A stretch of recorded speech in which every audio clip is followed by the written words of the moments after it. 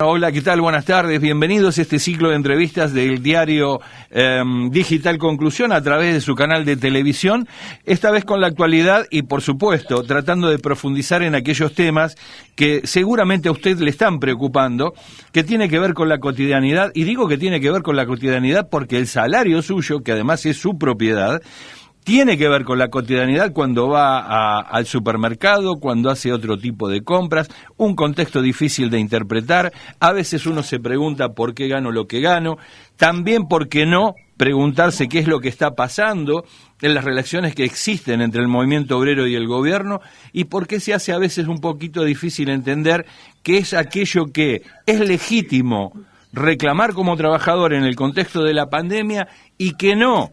Porque a veces cuando se mira el tema bancario, 300 millones, 3.000 millones por las LELIQ, y se ven algunos ajustes en el salario del jubilado, uno dice, bueno, me parece que la distribución es un tanto asimétrica. Pero todo esto lo vamos a ir tratando con Hugo Cachorro Godoy, quien es uno de los titulares de la CTA Autónoma, así que le vamos a dar la bienvenida y vamos a empezar a desmenuzar desde el punto de vista político, social y laboral qué está pasando en la República Argentina. Buenas tardes, Hugo, ¿cómo le va?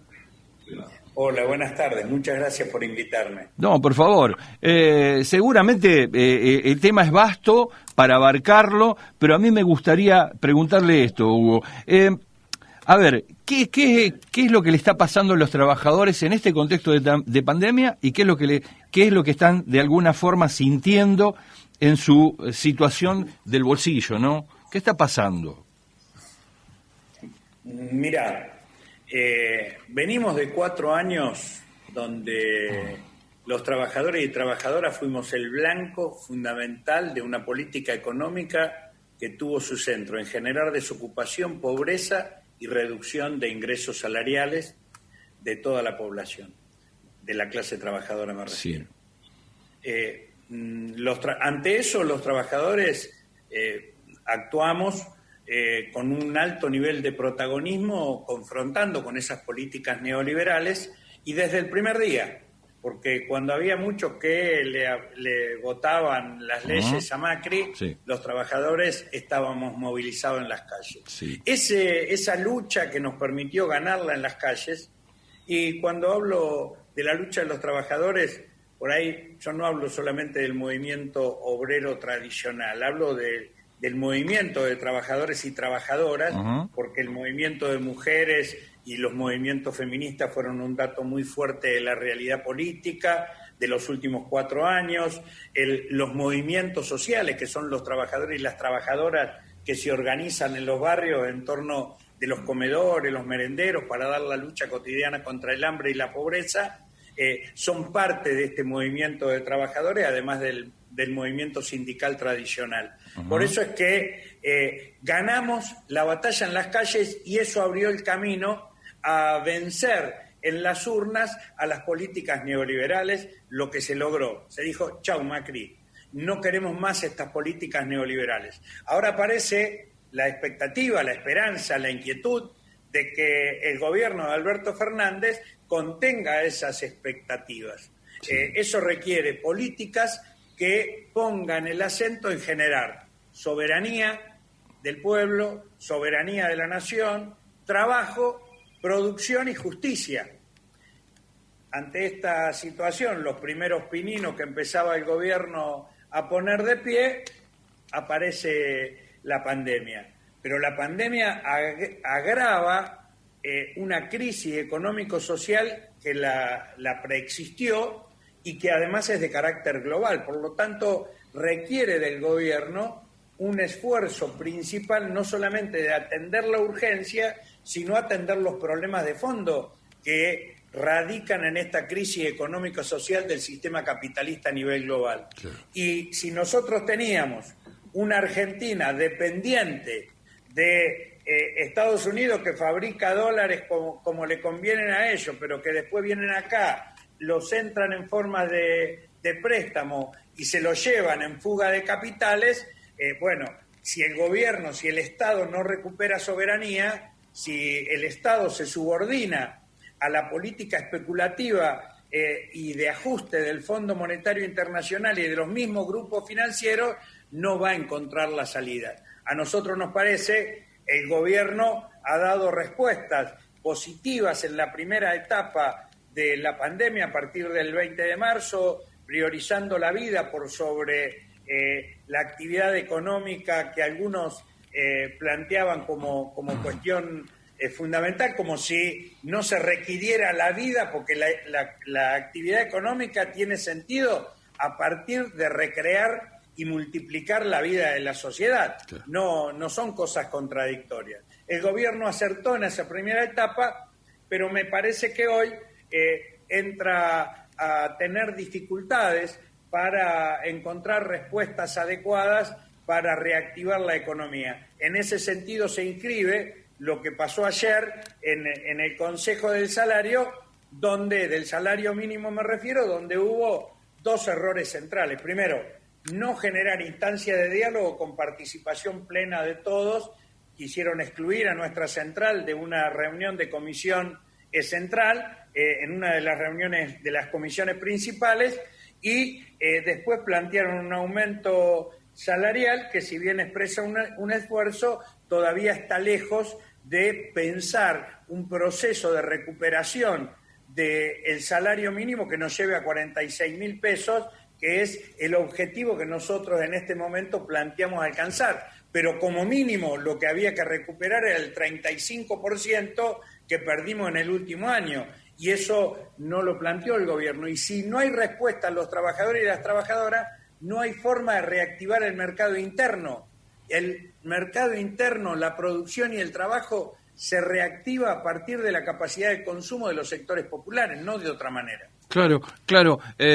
Sí, porque esos indicios que usted dice estaban claros por allí para las pymes, pero surge la pregunta donde uno, seguramente estamos de acuerdo que hizo algunas cosas bien, arrancó, pero parece ser de que en el final, por algún motivo, se manca, como dicen en el campo, y acá empezamos a visualizar donde uno se pregunta si no terminan de cerrar incluso las negociaciones intra hacia adentro del mismo gobierno con los actores que son aquellos que últimamente interpretan y gestan las políticas, es decir, los que toman las medidas. ¿Usted cómo lo nota eso? ¿En qué aspecto cree que le está faltando, Hugo, esa vuelta como para poder legitimar el discurso que tuvo durante la campaña? Mira, a mí me parece que en algunos aspectos falta decisión y falta claridad de cómo avanzar. ¿Cómo cuáles? El tema de avanzar en cuanto a iniciativas de políticas públicas que permitan revertir la situación. Se dio un paso muy elocuente, un paso adelante con el caso Vicentín, porque había verdaderamente una estafa de una de las 7 principales empresas exportadoras, que son las que manejan el mercado de ingreso de divisas al país, que son las que manejan las exportaciones de grano, donde es más lo que se contrabandea que lo que se justifica para pagar impuestos. Y el gobierno tenía la oportunidad de intervenir ahí ante una estafa concreta que esa empresa le había generado no solamente al Banco Nación, sino a centenares de productores rurales y de otros pequeños y medianos empresarios que abastecían a la empresa y dejó de pagarles, no les pagó nunca, los estafó al Estado, pidió préstamos y utilizó esos préstamos para fugar divisas. Y el gobierno dio un paso adelante, dijo, intervenimos y expropiamos, y después dio 3 pasos para atrás. Se acordó, el gobierno dijo en un primer momento, el país necesita dólares, administrarlo, cuidémoslo. En 7 meses fugaron 6.000 millones de dólares vía supuesto pago de préstamos de las empresas extranjeras que están en el país, préstamos que le pagan a sus propias empresas matrices. No son préstamos, eso es fuga de capitales. Los exportadores venden la soja, venden el grano, 3.000 millones de dólares están en los bancos extranjeros, no ingresaron al país. se produjeron acá, se generaron acá con trabajo argentino, se exportaron y la plata que liquidaron quedó en bancos extranjeros. El gobierno, para recuperar esos dólares, tiene que reducirle el pago de impuestos a esos mismos grupos económicos que fugan capitales. Y en vez de hacer eso, haciendo eso, se ve obligado a reducirle el salario de los trabajadores, como nos pasó con los estatales, a quienes nos dieron solamente el 7%. Claro. Ahora, en un año donde la inflación va a ser el 35%. Eso Entonces, sí.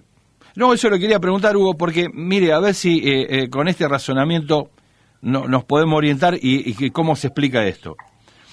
Si le perdonan esto a las empresas, en lo inmediato la caja se achica, digamos, si empezamos a perdonar impuestos ahora.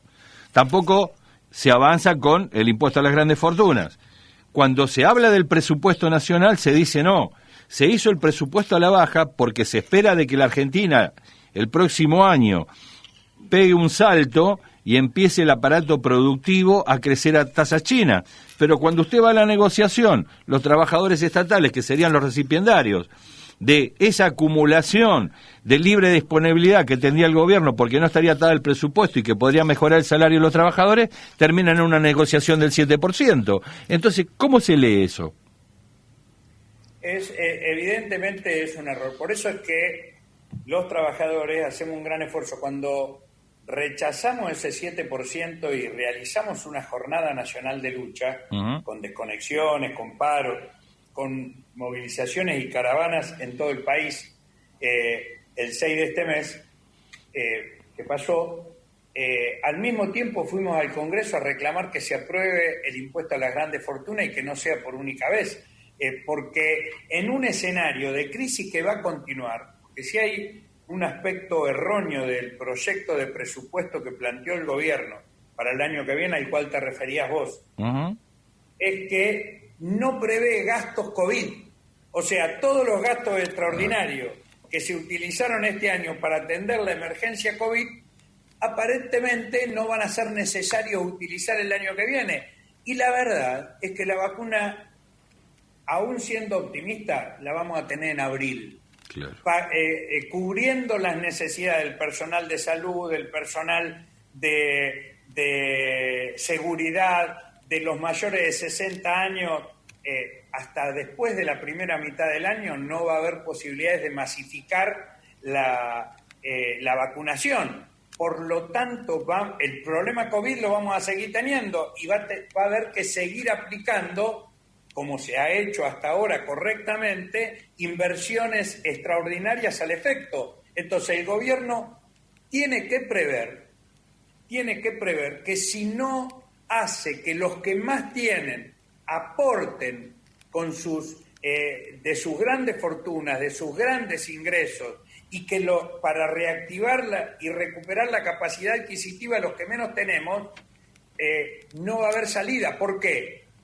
Porque se va a ampliar el cráter de la pobreza, se va a ampliar el cráter del hambre y evidentemente eso va a hacer que el sector que apoyó la perspectiva de un cambio de gobierno, porque fue Macri el principal responsable del crecimiento de la pobreza y en el hambre de la Argentina, empiece a creer que el culpable es el gobierno que no da respuesta. Entonces, reduce y deteriora su propia base de sustentación. Me parece que acá hay una clave, por eso los trabajadores, cuando hacemos nuestro reclamo, también le decimos al gobierno, es por acá, impuesto a las grandes fortunas, renegociar la deuda externa, pero renegociarla investigándola al mismo tiempo, porque el Fondo Monetario Internacional es corresponsable del desastre que se hizo y no puede volver a imponernos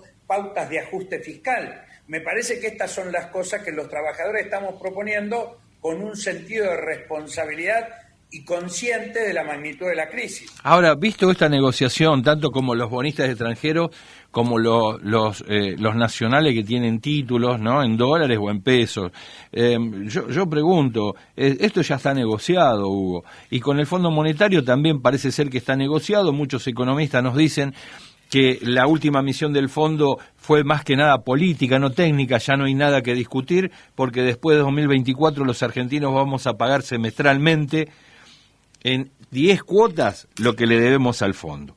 Bien, bárbaro. Ahora, ¿qué es lo que se puede hablar con el gobierno a partir de esto? Porque queda un tramo de 3 años y meses en los cuales seguramente la economía hará su juego y el movimiento obrero tendrá que agudizar, no digo el ingenio, o a lo mejor sí, y los funcionarios nacionales también, como para poder decir, bueno, a nuestros afiliados le vamos a garantizar al menos un buen vivir, no digo una exuberancia, ¿no? De objetos ni nada, que digamos, una vida digna. ¿Cómo se llega ahí, parado en una filosofía como la que tiene el movimiento obrero y la que hoy tiene el gobierno? ¿Cuál es el justo medio? Mirá, yo creo que generar más instancias de diálogo. Yo le decía a los funcionarios del gobierno, después de que sucedió el lamentable hecho de que nos excluyeron de la comisión de salarios que hubo ayer en el Consejo del Salario Mínimo. Uh-huh. Si no hay generosidad, si no hay conciencia de construir unidad y de construir consenso, y lo que se quiere es imponer criterios a lo que dé, me parece que no se va a reconstituir la trama, la red de unidad de un movimiento popular en la Argentina que está sumamente dividido, que se unió para enfrentar a Macri y para impedir que continuara ese desastre, pero que tiene en su interior distintas ideas, distintas propuestas para ver cómo se va hacia adelante. Y eso no lo puede resolver un funcionario desde un escritorio tocando un botón. Si no convoca a los distintos actores a dialogar, a pensar y a hacer juntos y juntas, evidentemente no se va a lograr. Nosotros, por eso decimos, nos parece muy bien que se hagan actividades que muestren iniciativa política del gobierno para unir, pero tiene que ser algo más que una foto. Claro. Nosotros, por ejemplo, nosotros desde la CTA Autónoma, mañana, 16 de octubre, vamos a hacer un gran acto virtual con un conjunto de organizaciones rurales, de organizaciones sociales, de universidades, de otros sindicatos, la UTEP y otras organizaciones, para proponer en concreto que se apruebe la ley de la marcha al campo, que prevé constituir la utilización de más de 30 millones de hectáreas que están en manos oficiales, que son propiedad oficial, sí, para que se promueva la descentralización de quienes viven en los grandes conurbanos y se puedan ir a fincar a esas tierras con incentivos para la producción agraria, para la instalación de industrias y de construcción de nuevas ciudades que habiten este desierto que está creciendo en la Argentina, y esto es posible hacerlo como iniciativa de política de gobierno que reactive y dé respuesta a la necesidad alimentaria que hay en nuestro país, que no solamente se produzca soja para exportar, sino que se produzcan alimentos para consumir en la Argentina, no a precio de dólar, sino a precio de pesos argentinos, y además para que se genere una industrialización y un desarrollo científico-tecnológico invertido en el mercado interno. ¿Se entiende? Entonces, porque uno crea una ciudad, crea una escuela, una unidad sanitaria, entonces, lo que nosotros estamos proponiendo desde la CTA Autónoma y de otras organizaciones de la clase trabajadora y del pueblo argentino es que las políticas públicas se activen con más fuerza. Mirá, te voy a dar un ejemplo chiquitito. En la municipalidad de Moreno. Sí. Moreno es una de las ciudades más pobres del conurbano bonaerense, sí, una ciudad donde la mayor parte de su territorio está habilitado para la actividad rural y una pequeña parte para la actividad urbana, pero es un centro de llegada de población de otros lugares del país, donde tiene tremenda cantidad de tierras sin cultivar, abandonadas. ¿Qué hizo la intendente? Les propuso el que tiene la tierra sin producir, o paga un impuesto mayor o hace un convenio con productores agrarios para hacerlas producir. Y con eso se logra una mejora de las condiciones de vida de quienes ahí habitan. Se aprobó por unanimidad del Consejo Deliberante.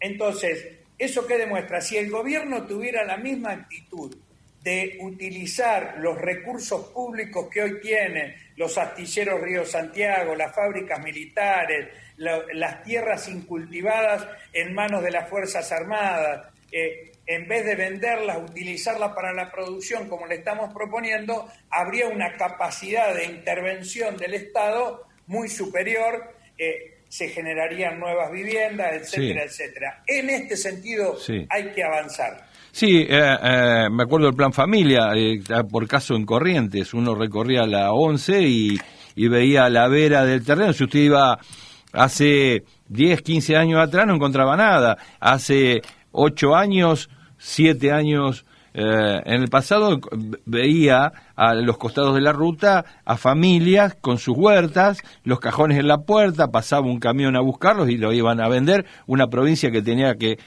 recibir verdura del sur, digamos, estamos hablando de Santa Fe y desde Buenos Aires. Ahora, serían dos preguntas. Seguramente esto también es de interés del movimiento obrero porque hace crecer las actividades, y sea por actividad o por rama.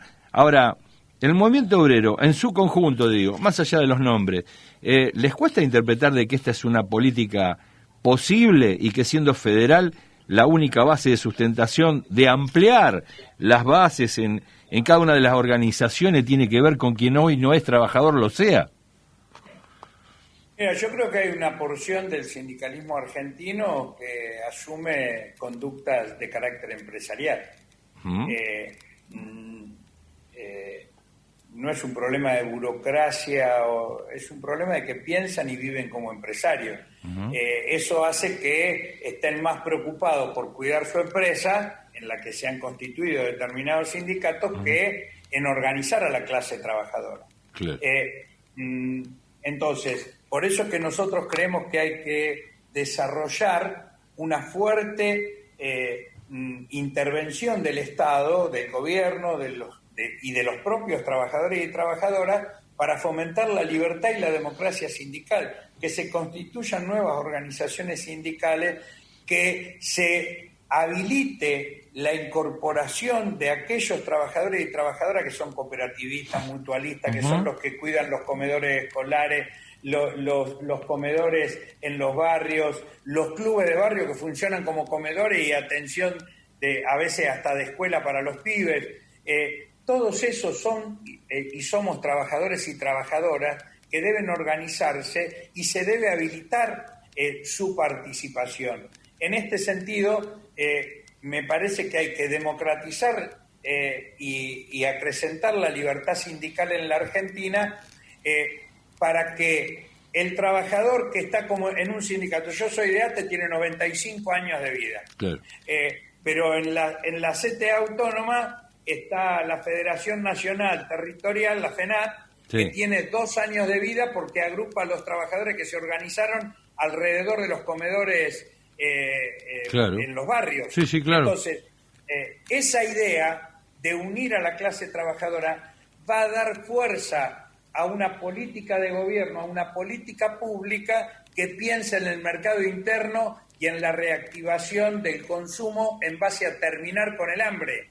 Algo de eso. Que la lucha contra el hambre haya sido una consigna que planteó Alberto Fernández y hoy todavía es un tema que se quiera resolver con las mismas recetas de principio del año, cuando tuvimos el tornado de la pandemia que nos está arrasando a lo largo de estos 7 meses. Se entiende. Tiene que haber políticas nuevas. Claro, algo de eso hay porque el esposo de la intendenta de Moreno, de alguna forma, no digo fue repudiado, pero hubo quien en la calle Azopardo se paró y se fue solo porque participaba el gringo Castro, la reunión con el fondo. Es decir, a ver, está claro que Acuña estaba molesto. Ahora no sé por qué, porque mucha gente no tiene trabajo, no porque no quiera, sino porque no hay, o no se genera. Porque han hecho del sindicalismo un negocio y no Sí. quieren a los trabajadores organizados. Claro. Es eso. Es la misma razón por la cual no quieren discutir un salario universal. Cuando ayer una de las discusiones que se dio Uh-huh. en el Consejo del Salario es de llevar de 6.000 a 10.000 pesos Sí. el seguro de desempleo, Uh-huh. que es un seguro que rige para 6 meses después que un trabajador es despedido. Sí. La canasta básica está en necesaria mínima para una persona sin carga de familia está en 46.000 pesos. Está bien. Entonces, la desocupación en la Argentina es el 29% de la población económicamente activa. Hay 3 millones que no están registrados. ¿Por qué? Porque dejaron de salir a buscar laburo. Entonces, porque la desocupación se mide en relación a quién va a buscar trabajo, no a quien no lo tiene. Si hay alguien que no lo tiene y deja de buscar, desaparece de las estadísticas. Pero la Argentina real tiene un 29% de desocupación. A esa persona, ¿cómo se le garantiza un piso de vida mínimo, digno? Y eso requiere una intervención del Estado. Ha habido importantes intervenciones desde el Ministerio de Desarrollo Social, pero me parece que a esta altura son insuficientes, porque la pobreza y el hambre siguen creciendo, entonces hay que profundizar los mecanismos. ¿Le falta más diálogo al movimiento obrero para unificar un criterio y, digamos, ir en pos de lo que puede ser un proyecto de país o un modelo de nación? Bien, no digo que sea unívoco, pero por lo menos llegar a un acuerdo con 3, 4, 5 puntos, si es posible, mínimo, como para empezar a transitar lo que se conoció en su momento, digo, como la unidad en la acción, era al enfrentar a Macri, ¿no? Hoy, esa unidad en la acción, en la búsqueda de propuesta, ¿es posible?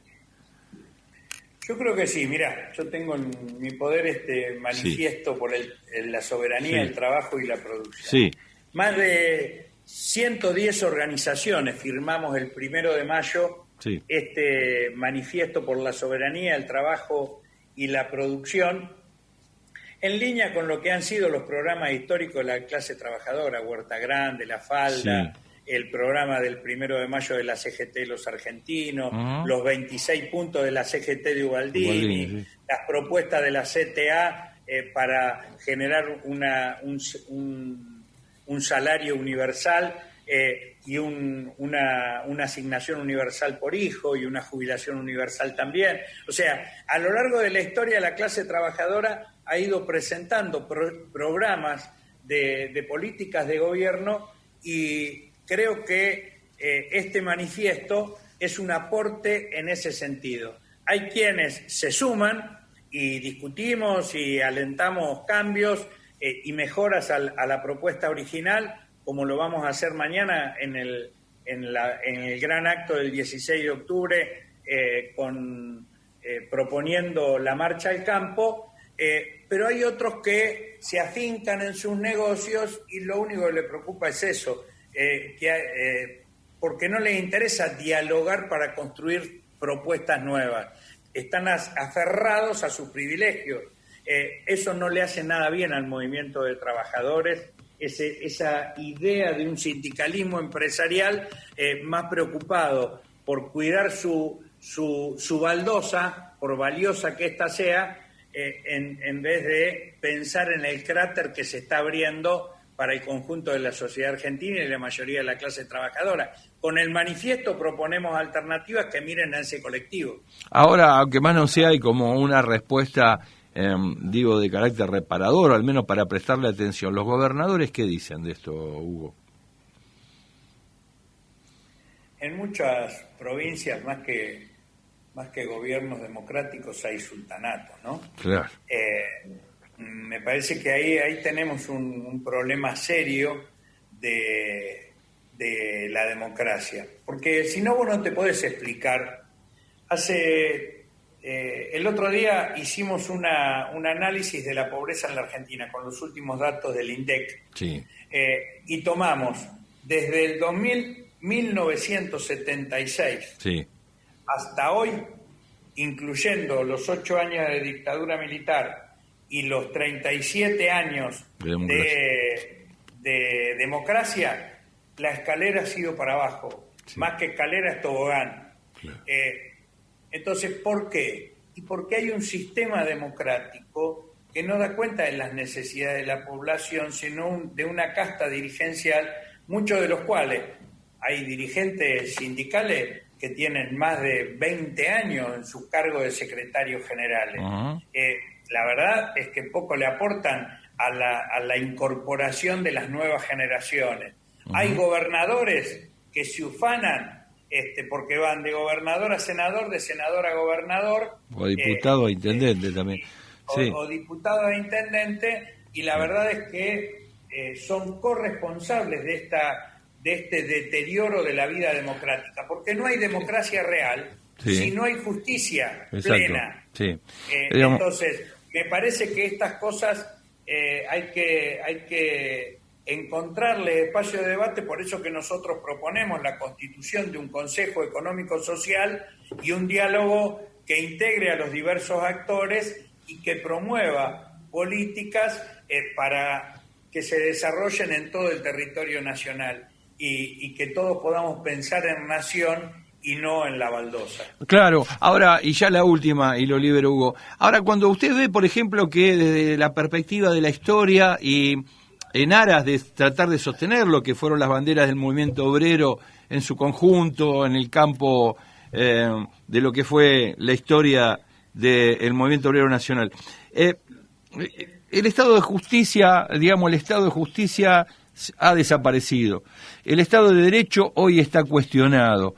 El Estado de los derechos sociales, todavía a algunos hay que ir a andar buscándolos. Por suerte, algunos se han recuperado y se ha dado un paso adelante. Los derechos cívicos, como que sigamos así, andaban expresidentes diciendo que casi no lo íbamos a tener, porque iban a negarlo a través de un golpe. En este contexto, no digo que es fácil o difícil, pero le pregunto, ¿no le da la sensación de que este retraso también se asentó en la cabeza de los dirigentes? Porque digo, no quiero dar el nombre de nadie, ni de un partido, ni de persona, pero digo, me da la sensación que si uno mira del centro para arriba, tiene el peronismo, radicalismo, minero, en el centro el sojero y en el sur tiene el petrolero. Entonces, si las realidades objetivas son estas, ¿qué pueden ser? ¿Cómo le van a aceptar el cambio, digo? Que ni la soja, ni la mina, ni el petróleo genera empleo. Claro. Genera riqueza concentrada para muy pocos, deterioro de las condiciones de medio ambiente donde están afincadas eso, desertificación de la tierra, destrucción de la montaña y de las aguas, y destrucción y desertificación la zona donde está sentada el petróleo. Entonces, le agrego eso, yo creo que hay muchos, y ahí por eso te decía, te hablaba de los sultanatos, te lo vinculaba, claro, sí, a esos sultanes que se sientan en sus palacios al lado de la torre de petróleo en pleno desierto y que no les preocupa la vida de la población, que siguen andando en camello o viviendo en carpa. Bueno, muchos gobernadores o muchos miembros de la clase o de sectores de la dirigencia política en la Argentina, no me gusta hablar de clase, me equivoqué, y el caso de Duhalde, de Macri y de los miembros de la Corte Suprema de Justicia de la Nación es el mejor ejemplo. Claro. Están amenazando con golpes institucionales para impedir que este gobierno pueda aplicar cambios de fondo en los problemas que atraviesa la sociedad argentina. Entonces, nosotros necesitamos fortalecer la democracia con más participación popular, con más participación de las organizaciones libres del pueblo, y el presidente Fernández, si quiere ser consecuente con ese voto que abrió un tiempo de esperanza en la Argentina y que lo puso a él en el rango de mayor responsabilidad, tiene que abrir esa participación y tiene que animarse a arriesgar. porque si no se anima a arriesgar y acepta los condicionamientos e imposiciones de los mismos privilegiados que gobernaron con Macri, bueno, le va a ser muy difícil avanzar. Sí. Me parece que este es el desafío en lo que tenemos, pero también la confianza en la fuerza de nuestro pueblo, que cuando muchos creían que Macri se iba a quedar por 4 años más, nuestro pueblo le ganó la batalla en las calles, le ganó la batalla en las urnas y abrió un tiempo de esperanza que ahora hay que tratar de empujar, alentar, y como cuando se nubla el cielo, vio que soplemos para que aparezca el sol, bueno, soplemos y empujemos, porque la esperanza es lo que moviliza la perspectiva de un pueblo, y esa confianza yo no la pierdo. Perfecto. Bueno, desde ya, muchas gracias por su tiempo, Hugo, por haber participado de este capítulo en el ciclo de entrevistas y darnos su opinión y el panorama y la lectura que hace de los acontecimientos políticos, económicos, sociales y sindicales. Desde ya, a mí me gustaría en otra oportunidad volver a charlar con usted y ver, bueno, qué podemos avisorar hacia el futuro, transcurrido un tiempo prudencial, ver qué pasa el 17 y si la Navidad nos va a tomar un poco más contentos de lo que estamos ahora, digamos, con una mirada un poco, no sé si cáustica, pero sí diríase que con mucha atención. Gracias. Bueno, muchísimas gracias de poder compartir con vos y con tu audiencia este tiempo. Bueno, adiós. Hasta luego. A disposición. Gracias. Perfecto, sí, perfecto. Bueno, chao, hasta luego, gracias. Bueno, hablábamos con Hugo Cachorro Godoy, quien, usted lo estuvo escuchando, no se privó de dar su opinión en el sentido de decir, analizar qué es de la realidad argentina en este contexto y con qué expectativas llega hasta el día de la fecha a formular una idea de esperanza, una crítica en tanto y en cuanto actor político, sindical, como argentino, y también con algún compromiso seguro, desde ya descartado, con quienes son sus representados. Pero la pregunta es, ya venimos escuchando algunas de estas apreciaciones en el campo de la economía, cuando hablamos con sociólogos, políticos, que no todo es perfecto. Está bien, habrá que ver de qué manera la Argentina puede ir sorteando esta situación. Me queda algo en el sentido, me queda mucho, pero digo, algo decía Germano sobre la justicia. Dice, podrán saber mucho de justicia, pero si no tenemos buenos jueces o buenas personas como jueces al frente de un juzgado es difícil. Si no tenemos buenas personas al frente de determinados lugares de decisión de la política es difícil. Y si nos pasa eso en los demás aspectos de la vida de la representación de la comunidad, entiéndase esto, alguna organización política, social, sindical, un club, el de la vuelta de su casa puede ser. Pero bueno, hemos llegado hasta aquí.